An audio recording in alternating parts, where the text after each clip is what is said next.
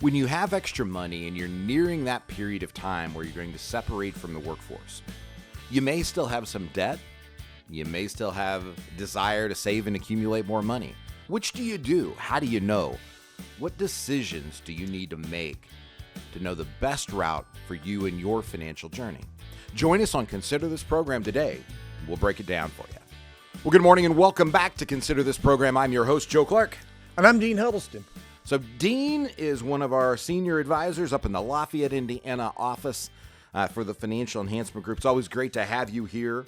So Dino, let's break this down, and I want to make this conversation as clear as I possibly can, because we're going to use words that I think everybody uses on probably a daily basis, but maybe not that everyone understands. So we're going to talk about the components of debt and savings and trying to help people determine what's best for them. So, Dean, go ahead and tell us what is debt and what does it mean? And keep in mind, for many years, Dean was a banker, and so he has an aversion to debt, even though he got paid to loan people money, which I've always found That's true. Interesting. Loaned a lot of money to people, yeah. Yes. And counseling them as to why they shouldn't. That's why they shouldn't be borrowing it. There you go. Yeah. Debt is nothing. We refer to it as leverage, but debt is simply the fact that you're borrowing money for and paying it back with future income. So when we're going out and borrowing money, we're always looking at, what kind of interest rate are we going to pay on that debt? What's the time frame? How does it affect everything that we do, our credit rating, among other factors? But debt is something that in today's world, some people would deem necessary, but there are also financial advisors that would say you should carry no debt whatsoever. In today's world, that may be difficult. I am not one of those people, by the way. And I think you summed it up brilliantly in the beginning of that. It's anytime you have debt, it is an exchange of future income or future opportunity. Opportunity Right? cost. So when you get into the financial world, when we look at the risks of money, you've heard us talk on the show about interest rate risk and credit risk and market risk and volatility risk and all of these other things. One of those that you always need to be aware of is opportunity cost. And so I'm a Jeeper. I've talked about this before, and people are fascinated that I owe money on my Jeep. Well, when a credit union is willing to loan me money at 0.9%. Right, to pay for my Jeep, I've got future income, but I would prefer, instead of taking the money out of my investment account, right, where I'm invested inside of exchange traded funds and individual equities, I would prefer to actually have the debt, right, to be able to take care of it out of future income, so that the existing money can stay in the account or the market. And that's really the way that you have to look, in my mind, as to whether or not you pay off debt. But keep going, Dean. Well, that, as you said, people who are willing, or financial institutions who are willing to loan you that kind of money at a lower rate is phenomenal in today's world. We're still seeing mortgage rates somewhere in the neighborhood of 2.5% for 30-year or 20-year fixed rates. So it makes sense to take your money and leverage it, because leverage can work both ways. Leverage can be a bad thing when you're piling debt and your credit is suffering and your cash flow is tough.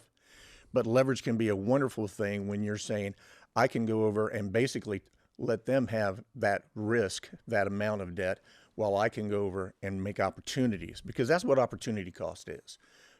Making a choice to say, I'm going to do this so that I can take another opportunity that may be more beneficial for myself.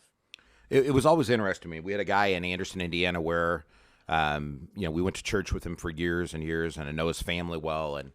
And I remember Howard Webb putting me in his car. It was a 1970s model, and he could have bought any car that he wanted. And this was late 80s or early 90s, and he drove me downtown, and he showed me the bank building, which he was on the board of. Oh, okay. And he pointed the building, and he said, Joe, people who pay interest built that building. He said, you make sure you collect interest, don't pay interest. Yeah. right?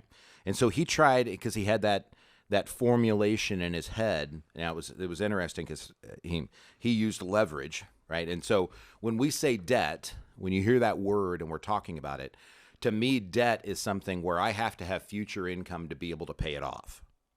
Leverage to me is where I have an asset that I could be using to pay the debt off, but I leave it in my account instead. Right? So Howard was a great user of real estate leverage. Right? He had a lot of debt, but he had a lot of real estate, and other people made the payments, and it was a beautiful gig for the Webb family to be able to to do what he do, and it really made sense. When I get to this conversation of do you pay off debt or do you save, right? We've talked about leverage, we've talked about debt. What do you think about the saving part? The saving part is this: when you have the opportunity again to save money, you also are going to have the opportunity to have compounding earnings.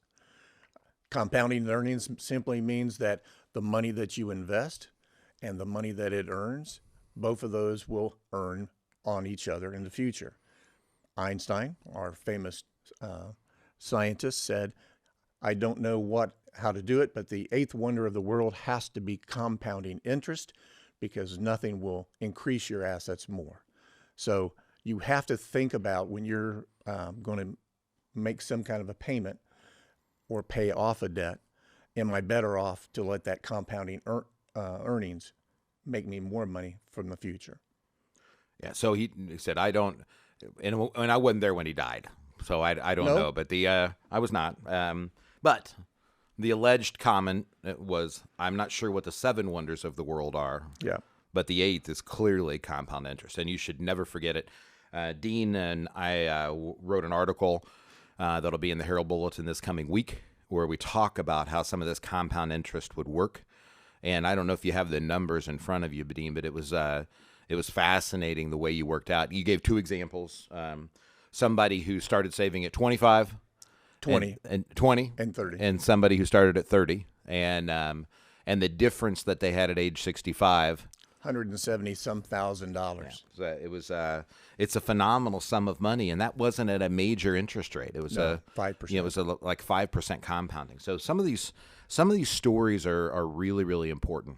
Here's what I tell people when I'm asked the question: do you pay off debt or do you save? And it really depends, in my mind, what age you are and where you're willing to save money. Right. So if you're one of those people who are only going to put money in the bank, you're only going to buy certificates of deposit, or you're going to keep it into cash, you're probably going to be better off to pay off the debt. If you're a person who can deal with market volatility and can take investment risk and you can stomach that and do okay, then in today's world that we live in, you're probably better to save the money than to pay off the debt. And there are people who will tell you that some of this is age-based. And that's one of the things that I want to make very, very clear at the Financial Enhancement Group, and it's part of being a fiduciary. We don't have to fit in a box of guidelines that have been around for 70 years. I get to and have the opportunity to treat your money as if it were my money and we were in the same situation. And I'm 54 years old. I choose to have a mortgage because, as Dean said, it's at 2.5%. I still itemize, so I'm able to deduct the mortgage interest. And I choose to have my assets in other places where I think they can grow more. But I'm willing to invest and willing to make business decisions that allow that to occur. When somebody walks up to me, though, that's 55 or 60 years old and they've never saved, Dean, they've got no retirement accumulation, and they ask me if they should pay off debt or if they should save. My answer is always the same. I don't care which you do, just don't spend. Right? Yeah. Just don't spend.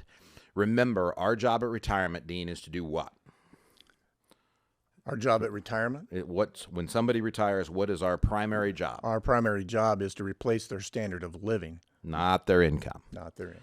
Right. So when you've got that extra dollar and you're looking at it, and you're trying to decide, do I want to pay off debt or do I want to save it and put it into my 401k plan?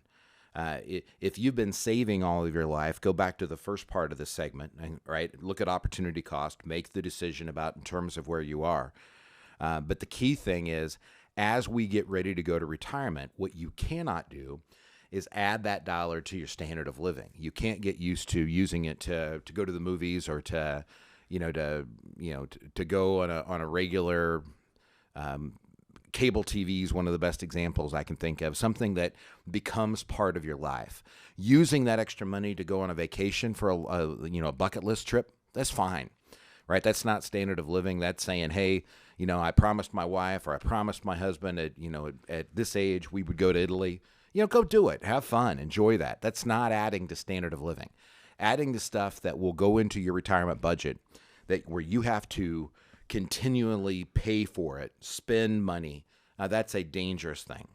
Any last thoughts, Dino?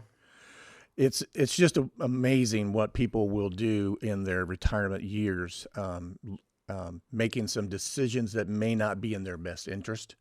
They have to, if they're not sure about whether you should be paying off debt or and what your financial future looks like, that's where you need to come and see us. We've been in business 25 years, and we've made sure that people have income through those retirement years for their future to come. It's vital that you get somebody on a professional standard that can help you. Go to yourlifeafterwork.com or call 800-928-4001. Get signed up for your Next Steps meeting. Somebody on our team will sit down with you. We'll give you 90 minutes, give you things to consider today, because there are things you need to consider within the 5 critical elements of finances. We'll give you things to consider today, things you're going to want to consider in your future, and if we choose to partner together, what FEG will do for you. Here's the deal. Make a list of what your debts are. Look at them in terms of the interest rate, the term, the payment that's there, how much future income it will take to offset that or to pay those in the future, and then look at it from the perspective of what do you think you can earn if you put it in an investment account, and are you willing to put it in the investment account? That's how you make the decisions, and we're happy to help. yourlifeafterwork.com.